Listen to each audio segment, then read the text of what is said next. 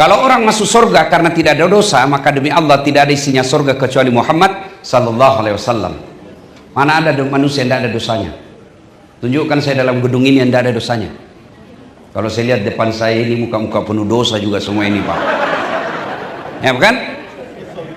Ini yang bicara, Bapak pikir tidak ada dosa saya? Dosa saya sekarang paling banyak dosa mata. Apalagi selama saya di sini, kemarin saya jalan-jalan ke New York. Astagfirullah. Saya bilang untung saya tinggal di Makassar. Ke kanan paha, kiri ketek, depan saya dada. Astagfirullah. Dia bilang mahasiswa saya, kameramen saya, kenapa dilihat Ustaz? Ya pasti dilihat, barang bagus. Habis amal. Mana tidak ada dosa? Pasti banyak dosa. Maka orang masuk surga bukan karena tidak ada dosa, tapi kenapa Ustaz? Dengar ibu-ibu, ini jangan beritahu yang tidak datang, rahasia ini Bu ya. Kenapa orang masuk surga? Karena ditimbang kebaikannya sebelah kanan. Makanya ada malaikat namanya pencatat kebaikan sebelah kanan. Timbang dosanya di sebelah kiri, ada malaikat pencatat keburukan. Timbang punya timbang, ternyata kebaikannya jauh lebih banyak daripada dosanya. Amal-amalnya jauh lebih banyak daripada dosanya, maka dia masuk surga. Ada orang bilang, dia rajin sholat tapi tukang gosip, tidak usah sholat. Tidak. Wala talbisul haqqa bil batil. Allah tidak mencampurkan antara yang hak dan yang batil. Jilbabnya lain, gosipnya beda. Ditimbang nanti mana yang lebih berat. Kalau ternyata kebaikannya lebih berat, meskipun selisihnya 0,1%, maka dia masuk surga. Itulah sebabnya kita dianjurkan memperbanyak amal. Saya lihat ibu-ibu semua, bapak-bapak semua banyak amalnya.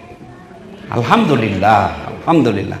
Tapi ingat, seolah-olah Nabi berkata, Das'ad, perbanyak amalmu, kumpul amalmu, setelah itu pelihara.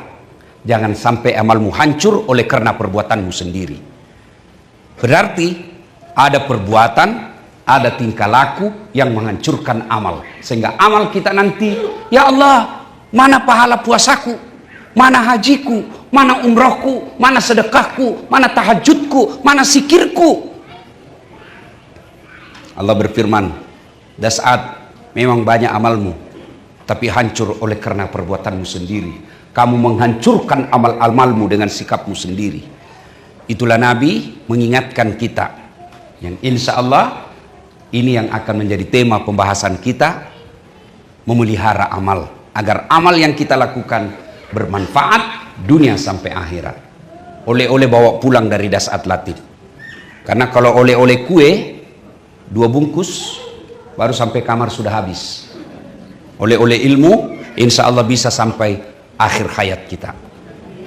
Kata Nabi, sittatu asya'in tukhbitul amal.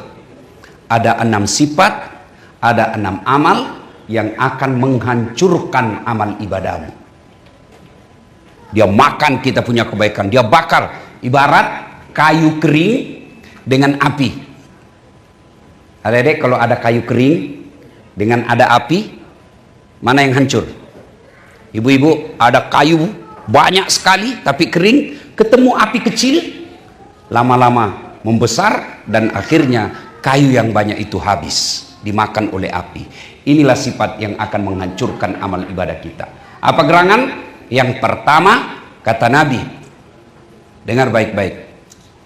Pertama, al-istighalu bi uyubil khalqi. Suka cari kejelekan orang, dia lupa kejelekan dirinya sendiri. Nah, bahasa gosip. Ini penyakitnya bapak-bapak. Tukang gosip. Ini kan? Kumpul seperti ini masih gosip itu. Kumpul gini masih gosip. Orang datang itu dilihati dari pintu. Dia lihat dari ujung kepala sampai ujung kakinya. Dia tidak ngomong tapi mulutnya. Apa? Kenapa? Kudungnya tidak serasi. Katanya, iya kayak umbul-umbul. Mulai dia gosip semua orang. Masuk lagi yang satu. Apa? Palsu. Emasnya palsu. Tuh, padahal rajin ngaji itu. Lewat lagi yang satu. Kasihan ya, rajin pengajian tapi suaminya selingkuh. Nah, ustadz pun dia gosip. Masuk ustadz dia lihat-lihat. Itu juga bajunya yang di YouTube.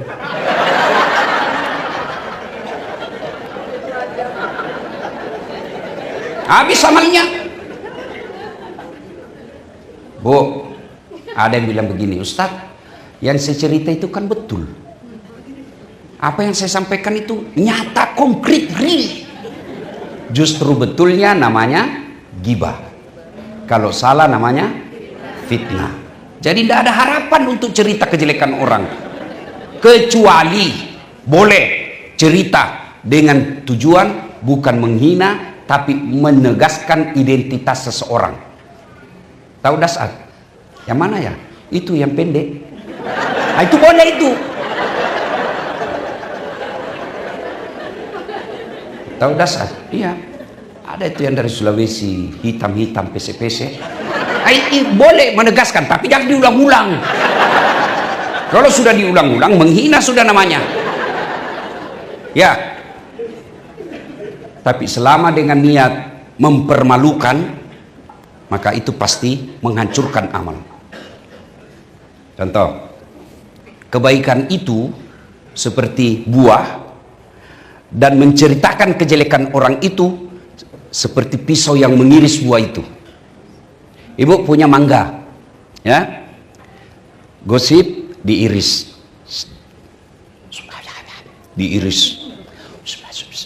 iris lagi, iris, tinggal batoknya.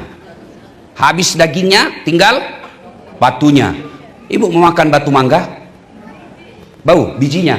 Ya pokoknya itulah, mau biji mau bak ini ibu-ibu. Dia tunggu saya salah ucap. Ya. Nah, orang yang suka menceritakan kejelekan orang itu hancur amalnya. Itu makna ayat dalam Al-Quran, ayuhibbu ahadukum, sukakah kamu memakan bangkai sesamamu manusia? Ada seorang manusia nanti disetor pahalanya. Ya Allah, ini pahala sholatku. Datang tetangganya, tunggu dulu, saya pernah satu kantor itu. Kenapa? Saya difitnah. Katanya anakku yang lurus rambutnya bukan anakku. Kenapa? Karena suamiku lurus rambutnya. Gara-gara fitnahnya, saya malu, saya tinggalkan komplek itu. Gara-gara fitnahnya, saya berhenti kerja di tempat itu. Gara-gara saya berhenti kerja, anak saya kasihan jadi stunting. Gara-gara dia itu. Allah berfirman, ya sudah kalau begitu ambil sholatnya.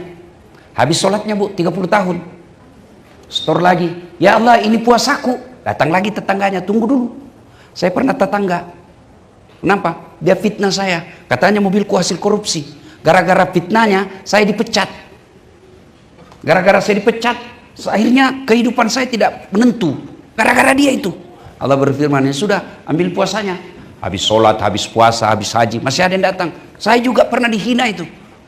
Saya pernah sama-sama caleg.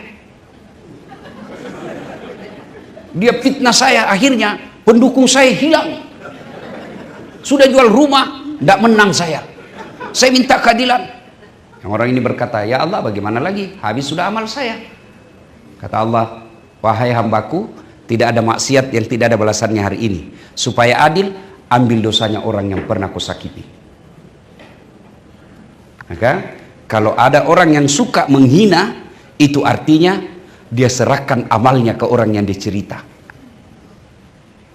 Jadi ibu-ibu, oleh-oleh pertama pengajian dari tempat ini, mulai hari ini berhenti gosip. Berat Ustaz. Nah, ada yang datang,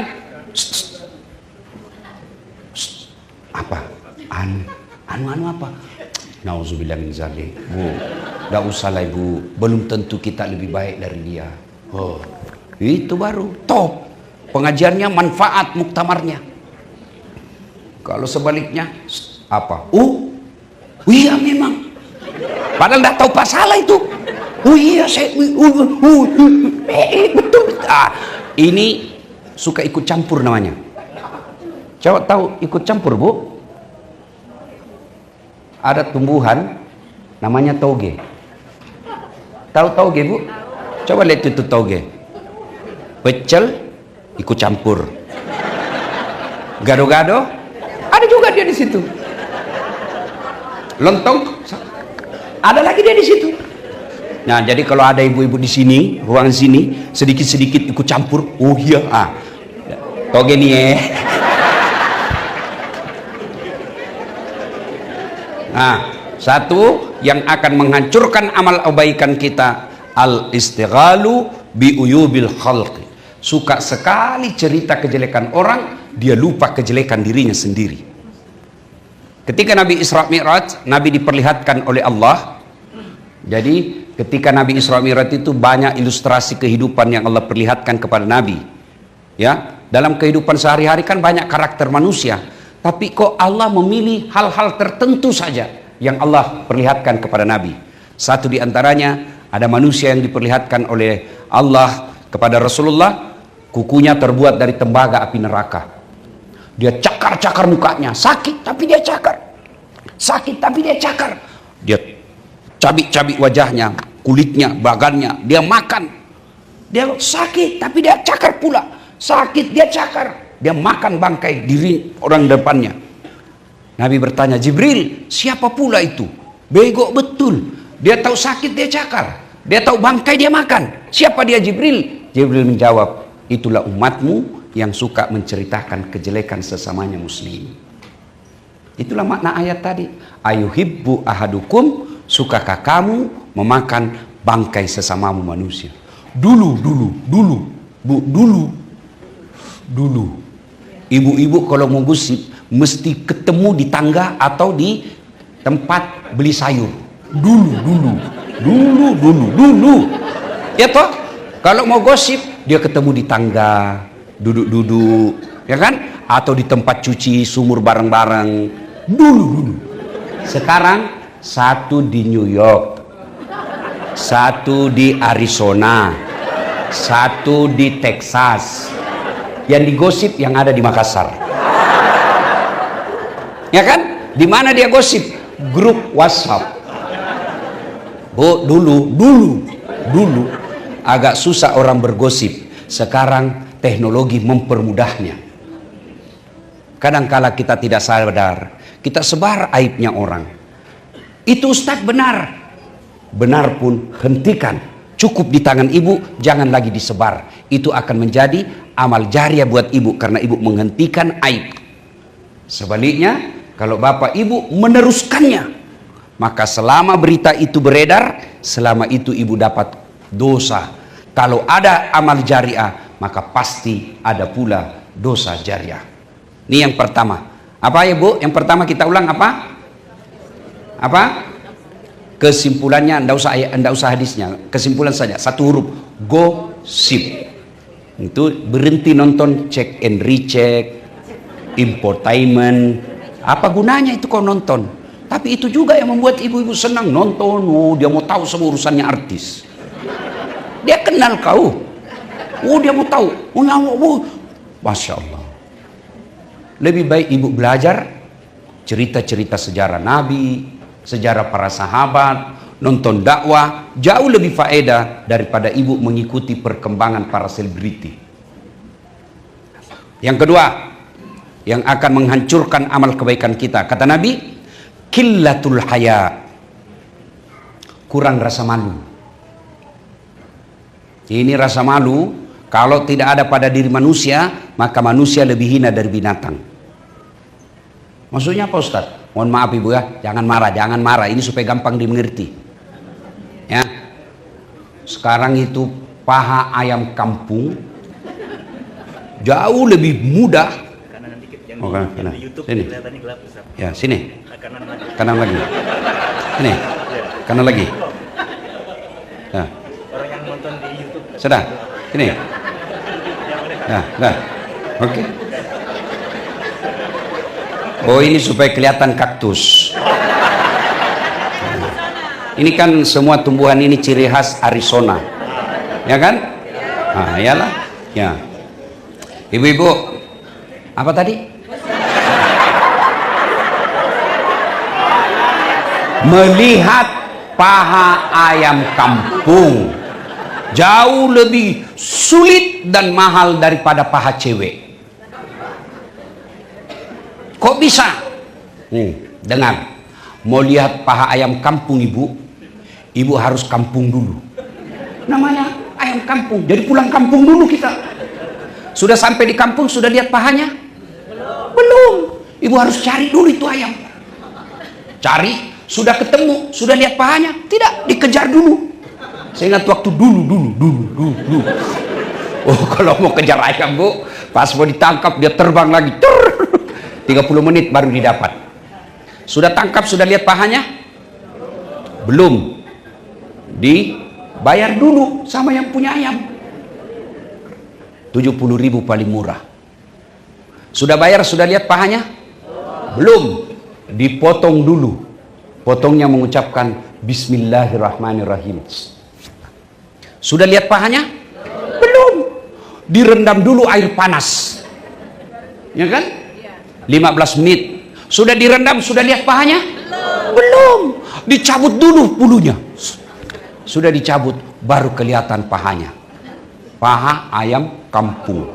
Pulang kampung dulu, kejar 30 menit, beli 70.000, dipotong pakai basmalah, kemudian direndam air panas 15 menit, baru dicabut 7 langkah baru bisa lihat paha ayam kampung.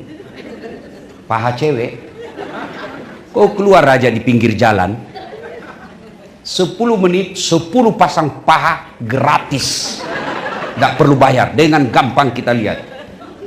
Makanya tolong para cewek, hargai jeripayah kami memelihara amal. Kami laki-laki jaga mata, tolong Anda akhwatnya jaga akhlak. Biar kami setengah mati jaga mata, kalau Anda berkeliaran habis amal kami. Ya kan? Dilihat dosa, tidak dilihat barang bagus. Ya kan? Maka orang yang tidak punya rasa malu habis amalnya. Rasa malu ini mulai tipis. Dulu. Waktu saya masih SMA, kan belum ada jilbab waktu itu. Perempuan roknya di bawah lutut. Ya kan? Kalau jatuh ballpointnya, teman saya yang perempuan, dia pegang dulu kerah bajunya, baru dia gini, baru dia tunduk. Kan dulu belum ada jilbab. Ini. Baru dia ambil ballpointnya. Begitu takutnya kelihatan. Sekarang, dia sengaja Pak menantang. Terbuka lebar-lebar. Orang seperti ini hancur amalnya. Habis amalnya. Ada juga pakai jilbab. Ada. Tapi kurang rasa malu. Kenapa? Jilbabnya tipis, sempit. Warna kulitnya pula, warna baju dia pakai warna coklat. Yang pis mirip betul warna kulit. Jadi kita membayangkan seolah-olah dia tidak pakai baju. Ada kan yang begitu, Bu? Tipis, pakai jilbab tapi tipis. Ya kalau masih langsing masih bagus kelihatan. Tapi kalau overload di kampungku bilang seperti buras, Pak. Tahu buras, Bu? Apa ya? Lontong apa ya? Itu biasa kan masih ada kayak kentara ikat-ikatannya itu. Orang-orang yang keluar rumah seperti itu hancur amalnya. Itulah sebabnya Islam mewajibkan kita berpakaian tutup aurat. Cukup? Tidak. Syarat berikutnya, tidak mempertontonkan lekuk-lekuk tubuh. Itu syarat Quran itu. Bikin pakaian, syaratnya satu, tutup aurat. Ibu sudah tidak kelihatan pahanya, sudah bagus. Tidak kelihatan lengannya, sudah cukup. Bagus. Tapi lengkapi syarat yang kedua, tidak mempertontonkan lekuk-lekuk tubuh. Kadang ada ibu-ibu sempit bajunya, sempit roknya. Akhirnya kalau jalan menderita.